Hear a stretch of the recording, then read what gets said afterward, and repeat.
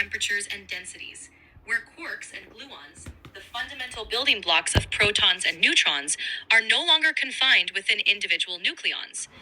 In this plasma state, quarks and gluons can move freely over a larger volume than they can within ordinary nuclear matter.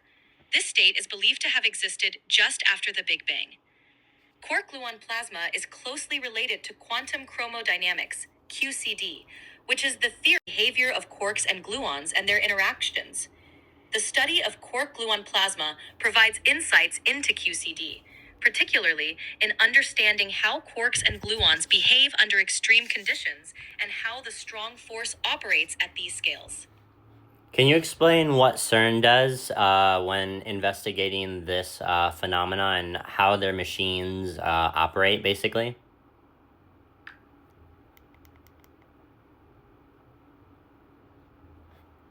Cern uses the Large Hadron Collider, LHC, the world's largest and most powerful particle accelerator, to study quark-gluon plasma. The LHC smashes protons or heavy ions together at nearly the speed of light, creating conditions similar to those just after the Big Bang.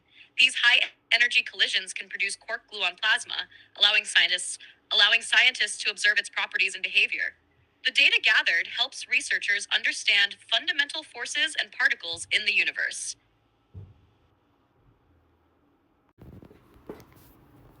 The images you've shared appear to be visualizations of particle collisions at Cern, likely from experiments conducted at the Large Hadron Collider, LHC. Here's an interpretation based on your description. 1. First image, collision tracks. This is likely a representation of particle tracks resulting from a high-energy collision, such as those from the Na-35 experiment or similar heavy ion collisions. The explosion of particle paths shows how quarks and gluons might scatter, forming new particles and revealing the dynamics of the quark-gluon plasma. 2.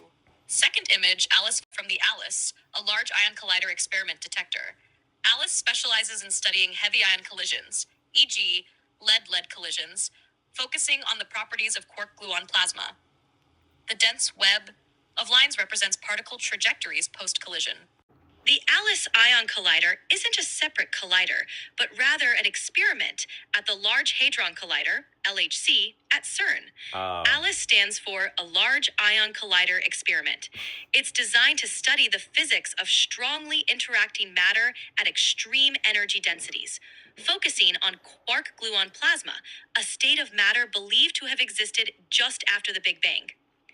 The LHC accelerates. So basically, they're trying to accelerate particles to see how the Earth could have been formed by accelerating particles and see if it creates some sort of mass. That's a good way to put it. By accelerating and smashing particles together at incredibly high speeds, scientists at ALICE and the LHC recreate conditions similar to those just after the Big Bang. This allows them to study quark-gluon plasma, shedding light on how matter behaved in the early universe and how it evolved into the matter that forms everything around us today.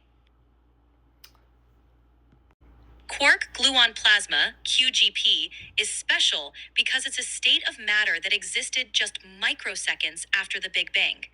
In this state, quarks and gluons, which are normally confined within protons and neutrons, are free to move independently.